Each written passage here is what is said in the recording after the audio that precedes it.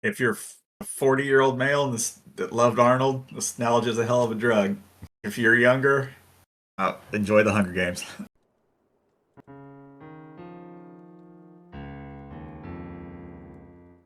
Welcome to Tairimo Boys podcast. I'm your host Cody. With me in second chair is the boy who's about to compete in a dystopian gladiator game. It's Jeremy. Oh boy, we know I'm not surviving this one. Let's wait till boys in action, Jeremy. Oh, I'm so excited for that. With me in third chair is the boy who just obtained the rank of stalker. It's Ryan. What's going on? Get him, Ryan. Get him. So, with the brand new Running Man movie coming out, we decided to jump back and do our usual groove of reviewing Arnold Schwarzenegger movies, the 1987 version of the Running Man. The boys, have either of you ever saw this movie? Negative. No. I do remember when it played on ABC when I was a kid, and I never watched it. I bet it was heavily censored. Yep. Oh, it had to have been. Yeah. For anyone who doesn't know, The Running Man, it's a Stephen King book. This movie's based on the book. I use the term based very loosely, because if you're unaware, they completely changed the script of what happens in the book. And for anyone who doesn't know who Stephen King is, he's the guy who sits on Twitter all day and complains about Trump. He actually wrote this under a pen name. Whenever they were trying to buy the rights to the movie, it was like insanely expensive, and they didn't know why. But that's why it was a Stephen King thing. Makes sense to me. But anyways, movie came out in 1987. Budget on it was $27 million. Made $38.1 million just the U.S. I couldn't find any international figures, so it was kind of a success. So, Jeremy, what were your first thoughts on the movie? Well, we're getting back to our roots here again with good old Arnold, so I knew I was in for a treat. Secondly, didn't realize this movie was placed in the not so distant past of 2017. That kind of looked a lot like our 2017, who actually was. Far distant future of 2017. It hurt seeing that. They really needed to up everything by 100 years. Demolition Man did that. Yeah, I did. That reminded me of it. I was like, God damn it, I hate seeing this. But hey, that looked familiar. Ryan, your first thoughts? Nostalgia is a hell of a drug. I love this movie because it reminds me of pure 80s Arnold sci-fi weirdness, and the cinematography reminded me, it's pure 80s cinematography and the shots. It was awesome. You could sum it up right there. Might be giving it a little bit more credit than it deserves. Because the nostalgia is a hell of a drug. Yep. I just mainlined that stuff when I watched it. Yeah, I mean, here's the thing about it, how I felt about the movie. I compared the movie to a flawed tower. Tower, standing tall, functional. It might look good, but there's some rough edges on it. But here's the thing. Personally, I felt like at the very end of the movie, the whole tower came crashing down. But we'll talk about that when we get to the end.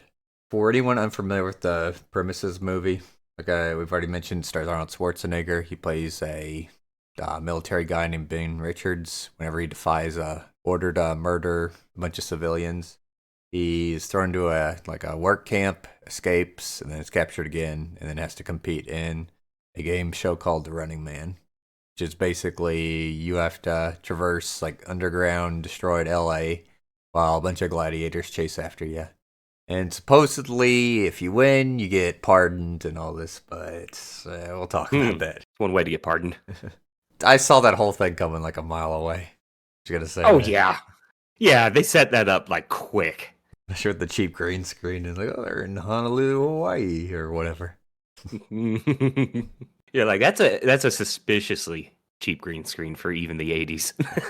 Well, it was supposed to be satire type thing, not there's a problem with the actual movie itself, just for the viewer. Yeah, exactly. Yeah, that's what I'm getting. It's someone watching a TV and the green screening on the TVs are really bad on purpose. Let's start off with a problem I had with the movie, the opening scene. So like I already mentioned, Ben Richards, he gets kind of court-martialed and arrested for refusing to slay a bunch of rioters.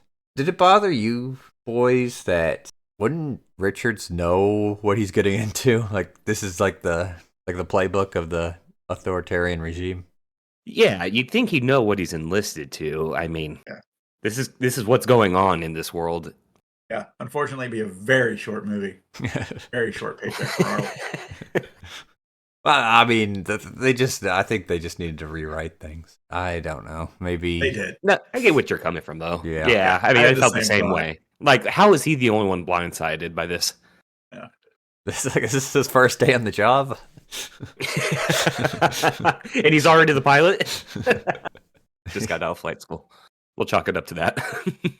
I did like the helicopter fight where they're like, "Oh, I'm not going to kill these people," and they all start fighting in the helicopter. Well, of course, Arnold's fighting his way to survival here. It's always fun to see Arnold fight and grunt and yell.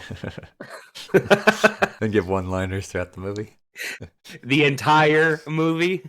including the famous Terminator one. Yeah, that they just so happen to use twice in this movie. They're like, you know what? That worked in the Terminator so well that we're going to use it twice in this movie. Yeah, I had to look it up. And by the way, viewers at home, we're talking about the "I'll be back" line. They use it twice, but I thought it was first and used in Terminator 2. But whenever I was watching this movie, I realized like this was before Terminator 2. It's like, wait, is this the first time he did that? And then yeah, it turns out it's the first movie he actually says it. I just don't remember. It was done in '84. But whenever people think of that iconic line, they think the second movie. Right? Can't wait till we review Terminator 2. You put it in round robin once, and then you switched it for something else. All right, so first question, boys. What do we think about Killian, the villain of the movie?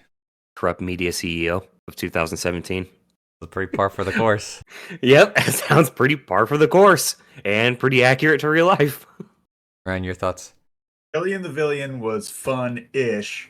I didn't realize the actor Richard Dawson was an actual actor. I only know him as the first host of the Family Feud. Yeah. So it was weird. It was weird seeing him, but it was a standard-ish 80s villain. Wish he would have cursed more. It's weird hearing the host of the Family Feud drop an F-bomb. It was. Yeah, these boys have already said it. He makes a really good media Mongol villain. His experience on like Family Feud, but I mean, even if he wasn't an actor, I think that he would have excelled at the role. Yeah, he did fine. Yeah, how many episodes of Family Feud did he host? Like 8,000 or something. He's used to being in front of the TV. We'll put it that way. Comment section. All you people that watch Family Feud in the 80s, the 70s, or whatever. Or watch reruns on whatever app. But yeah, great villain. And like I like the world they build around him where like you could see the like media is like heavily propagandized. Mm-hmm. Where they're like influences everything. Yeah. They're like they'll take a clip and completely edit it. But by the way, did you boys think it was weird that like the military had like a camera watching like Richard's like whole rebellion thing on the front of his helicopter? Yeah. But hey, it's the media for you. Yep. And the government. They know everything. All right, so here's a question for you. Of course, it being like a classic 80s movie, there has to be like a female kind of love interest type ordeal. Oh, of course. So with Amber, boys, what do we think about her? Hot stuff. Okay, I was going to ask Smash or Pass next. I'm going to guess Smash for her. I was getting ahead of myself. Smash. First of all, yeah, Smash. I liked her. Saw that betrayal at the airport coming a mile away. Yep. Oh, yeah. She's man, I hate to keep using this phrase. Classic 80s. You know. Well, right. This love interest. Yeah, this is a classic 80s movie. It really is. It's just I got to pick a new vocabulary. Yeah, that's Smasher. She's very predictable character. I mean, Ryan, like you mentioned at her like betrayal at the airport where she screamed and became and arrested Richards. That was obvious. Let's be honest about this. Every character was predictable in this. Yeah, Ben's like there's no twists. Like two friends throughout the movie. Like, okay, these guys exist just to act as cannon fodder. Mm-hmm. Which that's basically where the movie actually gets going, wherein Richards and his two rebel buddies get thrown into the actual arena. Yeah, that's where it gets fun.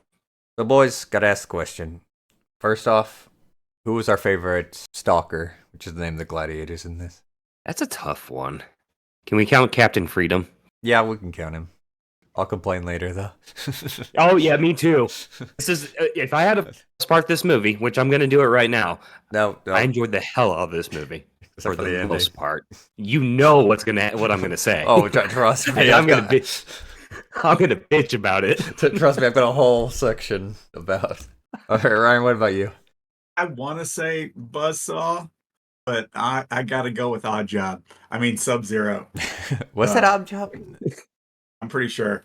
I don't think so, because I know Sub-Zero's actor was a professional wrestler. Mm-hmm. Toru Tanaka, if I pronounce that correctly. Professor Tanaka. There we go. What year was... Oh, he was in Pee-wee's Big Adventure. He was the butler. Yeah, I just saw that. What year was Goldfinger? 60s. Well, that was before his time, so... What's the guy's name? Well, his real name is Charles J. Kalani Jr., but he went by the wrestling name Professor Tanaka. You been in any other movies? Yeah, a lot of movies. One we've reviewed. Well, Pee-wee's Big Adventure, like you mentioned. Yep. A-Team. Wow, he looked a lot like the Odd Job dude. Yeah. That's nuts. But as for me, I will say Buzzsaw. He's a close second for me. Yeah. I'd like to He's say... just chaotic. Yeah, I'd like to say Captain Freedom, but we'll get to that. Yeah. You bet we will. A close second for me would be Dynamo. And by the way, if you don't know, Dynamo's actor, he was an opera singer. So That's why he was so damn good. yeah, that's why he was singing opera during the whole thing. But that guy, I think they kind of screwed over his character near the end. We'll talk about it. Yeah. This movie went a direction it shouldn't have gone. Ooh, spoilers. Other than that, I'll ask you the question. What was your favorite gladiator kill, your stalker kill? Probably this is going to be, in my opinion, one of the most brutal deaths we at the Tairimo Boys have reviewed. Buzzsaws. Yeah. That's my answer too. Chainsaw to the nuggies. I love that scene because they're fighting. Arnold's like fighting with him with the chainsaw, and then you see him just slowly starting to get the upper hand on him. Turns it around and cuts him up the dick. Yeah, you don't see it, but you see him screaming, and then you see his corpse from his legs with his belt cut in half. And of course, you get the Arnold one-liner of he had to split. I was going to mention it. After Amber asked him, what happened to... Oh, he had to split. Ryan, what about you? A chainsaw to the nuts is a special kind of kill. I really liked Sub-Zero's kill. I don't know why I like that one so much. But that was a classic, something you want to see from somebody, snapping somebody's neck. Yeah. Was it Kind of like if Indiana Jones had been rated R. Was it really a neck snap? Because I got the feeling it was just his throat getting cut up by the razor wire. By the razor wire? Yeah. Pretty sure you ain't getting yanked on the neck by a man like Arnold and not having it snap. You'd probably get knocked on your ass. I've tried. Now, on top of that, when we were mentioning the one-liners, boys, what was our favorite one-liner in the movie? I want to say I'll be back, but that was already used. The Buzzsaw one made me laugh the hardest. Ryan, what about you? Oh, easily. Hey, Killian, Sub-Zero is now Plain Zero. And I don't like it because it was good. That Sub-Zero quip was subpar. Fair. Cody, what about you? I'll kind of step out a little bit from the gladiators. The scene where the lawyer or whatever his name is, the talent acquisition guy or whatever his position was before Arnold got thrown into the running, and where he's like, oh yeah, I need you to sign this contract. Here, use my back as so you can sign it. And then Arnold signs it and then takes the pen and just impales it through the paper and stabs the guy in the back. Guys runs off screaming, and it's like, don't forget to send me a copy. That was a good one. That was a fun scene. I also liked when he was killing Fireball. It's like, how about a light? He calls him a hothead too. By the way, the guy who played Fireball was apparently an NFL guy. Jim Brown. Yep. Don't know who he played for, but Cleveland Browns, apparently. Speaking of the Fireball scene, it's time for Boob Bonanza. All right, in typical 80s movies fashion, similar to Die Hard, whenever they're fighting Fireball and they enter the locker room area, there's a giant kind of ruined poster of a naked lady. Jeremy, did you catch those boobs? this is the second time I've missed this, and I have superior boob seeing eyes. This is crazy. shenanigans. All right. What about you, Ryan? Did you catch it? I also did not catch it, and I'm gonna have to go back and rewatch the whole movie now. You don't have to rewatch the whole movie. 'Cause I'm rating it like a 2 out of 10 because that poster was just completely destroyed. All right, this is a Boo Bonanza. All right, before we get to doing Fix It Boys, explaining about the end of the movie, let's do Boys in Action. So, Jeremy, if you were in this movie, where would you die? I didn't survive when they put me in the death metal bobsled going into the pit. I absolutely did not survive that. That's what the net's for, Jeremy. Well, where was the net at the end? Okay, I was going to complain about that. Like, So was I. Arnold's whole plot to kill Killian was, I'm going to put you in the bobsled and send you down, and maybe the producers moved the net? Or did, like, one of the rebel guys move the net? That's literally what it counted down to. I don't know, because it shows Killian's like bobsled change course into a different tunnel. I'm like, when did this happen? Well, there was like a bunch of tunnels. I thought they all led to the same area. Oh, I don't know. Fuck if I know. I don't know. Ryan, do you know? I do not. Okay. Off-screen stuff. I didn't expect consistency in this movie. Okay. Fair. Well, it is. Well, like I said, we'll complain about the end here soon. But what about you, Ryan? Where would you die? You know the scene in the very beginning when Arnold refuses to kill the civilians, and the guy over the radio is like, "Extra number 1, take him out." That's where I go. Where do you fall out of the helicopter? I grab the gun, but the gun will still be pointed at me. Put your finger in front of the barrel. All right, time to ruin it for you boys. I would survive this movie. You're not surviving Buzzsaw. Bullshit. I call bullshit. Oh, no, I'm sorry, Jeremy, but I would survive this movie.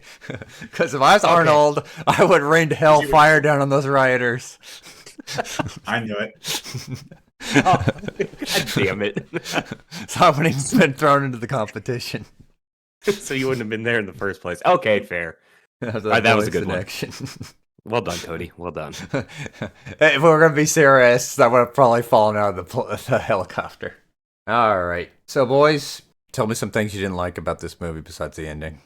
I really can't pick apart an 80s Arnold movie too hardcore. But my beefs come from the ending. Okay. Exactly what you told me we can't talk about yet. Yeah. Well, I'll throw something out for just to get it out on the field. I felt like every time like Arnold was fighting someone, the arenas felt like really tiny. Yeah. And I think I can see that. Yeah, they were. I think that came down to like it just felt too much like a studio lot that they were filming in or whatever. Budget cuts. What about you, Ryan? You got anything?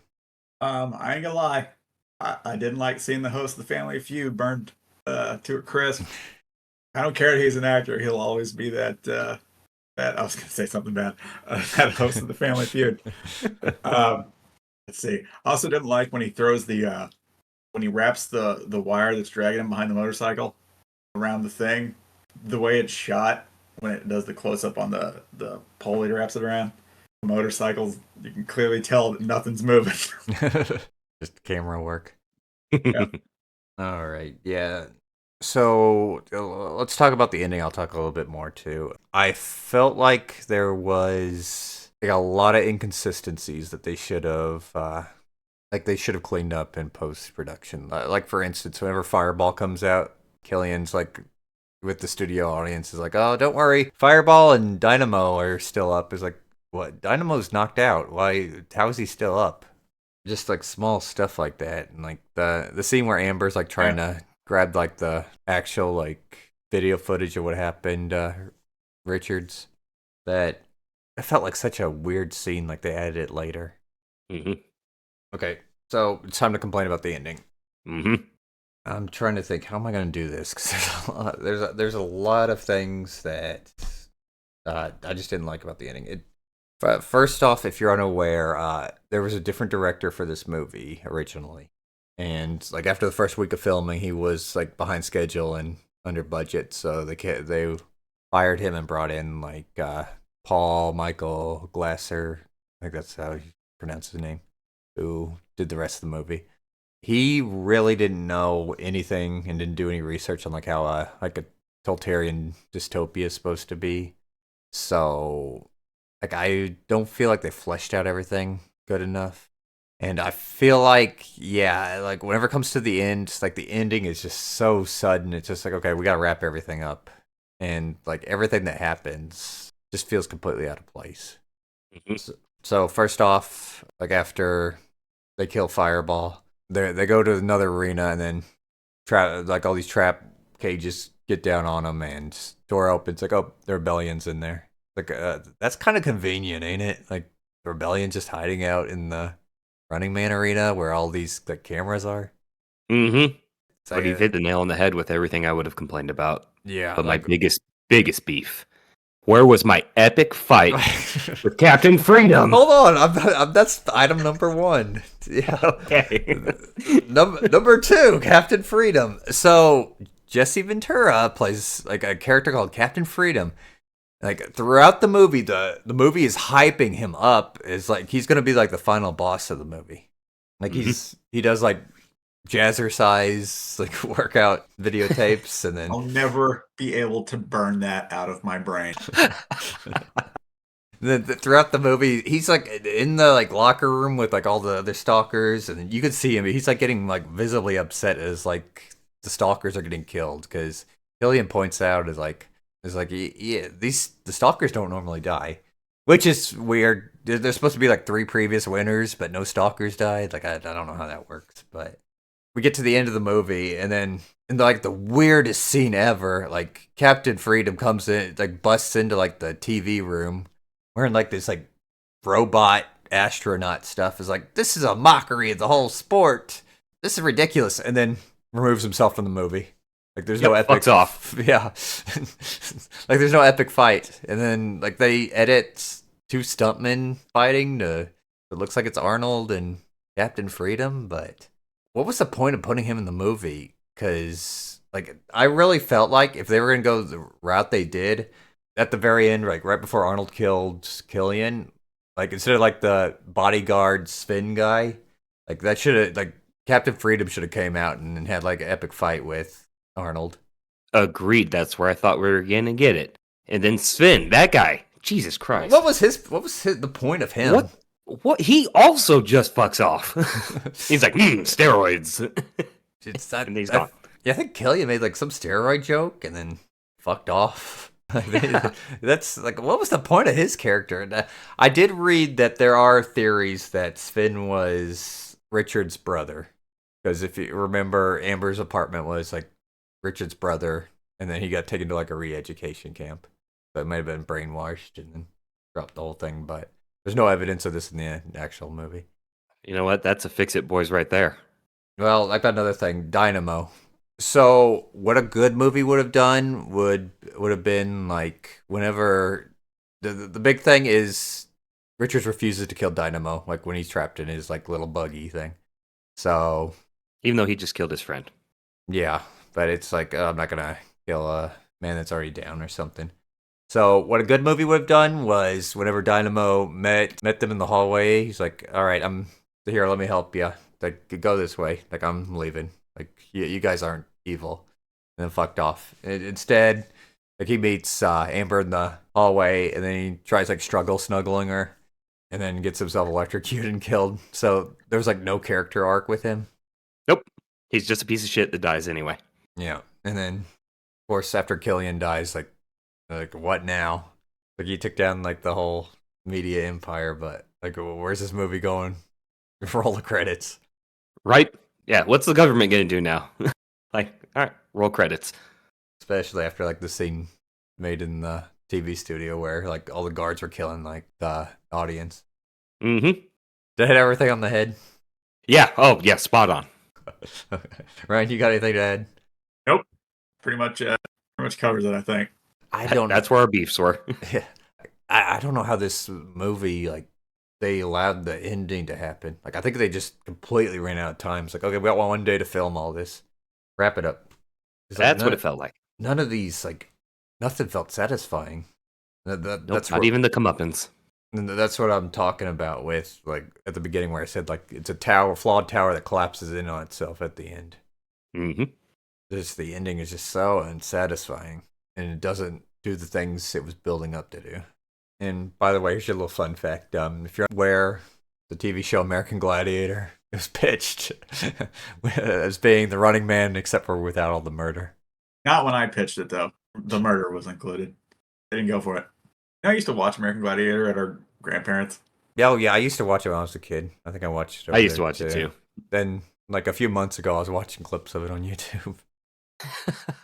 I wish they'd bring that back. Right? All right, Jeremy, pass Top Gun to you. Okay. I don't know about you boys, but obviously Captain Freedom is my favorite character. His TV commercials had me dying. Like, that's my favorite parts of the movie was his TV commercials. Yeah, like I said, jazzercise. Yeah. It's great because like he's like murdered like all these prisoners, and he's just like doing like normal like Richard Simmons stuff. Yeah, it's like goofy as hell. He's this big badass that's just doing the Richard Simmons stuff.